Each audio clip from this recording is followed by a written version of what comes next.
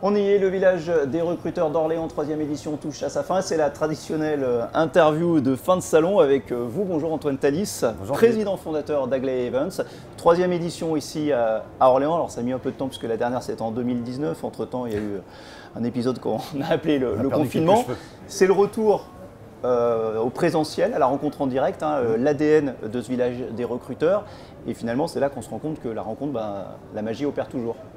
Ouais, déjà on est content parce qu'on revient sur Orléans après 3 ans d'absence.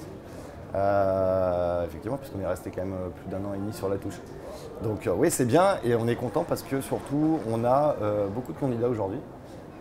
Parce qu'on est dans une conjoncture qui est quand même très particulière, où on est en période de plein emploi, avec des candidats qui sont sollicités énormément par les entreprises. Et pour le coup, on avait prévu de dépasser les 1000 candidats sur la journée. Objectif raisonnable et l'objectif largement atteint puisqu'on est à peu plus de 1700 candidats sur la journée. Donc, et puis je vois que ça continue encore d'arriver. Donc on est content.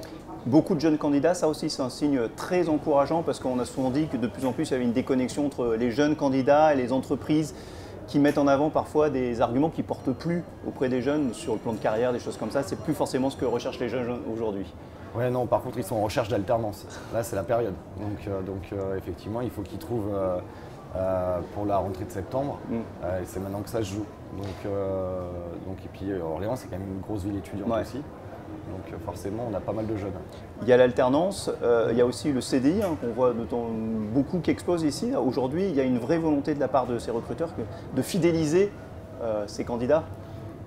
Avant de les fidéliser, il faut les attraper, clairement. Et quand ils en ont attrapé un, ils essaient de le garder. Ouais, mais pour l'attraper, ils sont obligés de dégainer du CDI aujourd'hui. On va prendre un exemple concret. Vous avez une entreprise qui recherche des techniciens de maintenance, par exemple. On sait que c'est compliqué à trouver. Si vous allez lui proposer un CDD, ça va être compliqué.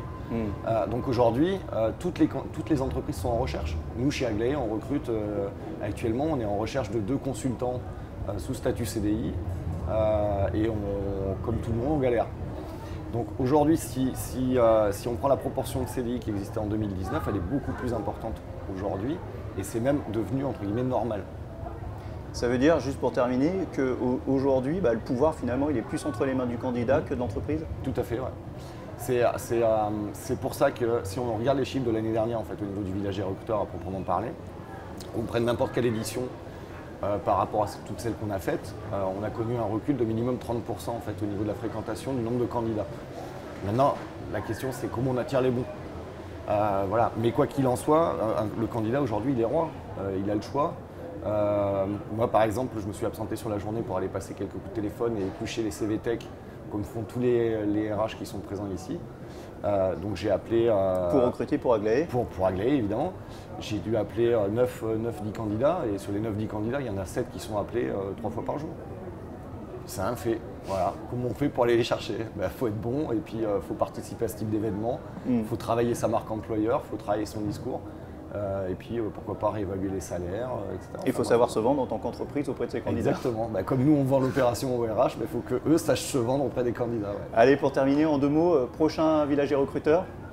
Oui, prochain village des recruteurs le 9 juin à Lille, donc nouvelle ville. On va aller tester les frites lilloises, donc ça va être top. J'espère que vous ferez partie du voyage, Philippe. Et puis le 16 juin à Bordeaux, sur la place des Quinconces, pour je crois que ça sera la 6e édition déjà.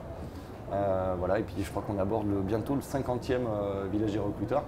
Donc il faudra dire à Margot qu'elle nous organise une petite soirée, un petit anniversaire. Bon voilà, alors une nouveauté Lille, un habitué Bordeaux dans la foulée au mois de juin. Merci beaucoup. Merci à vous. Et puis bonne fin de journée. Donc Antoine Thalys, président fondateur d'Agley Events. On vous retrouve à Lille bientôt au village des recruteurs.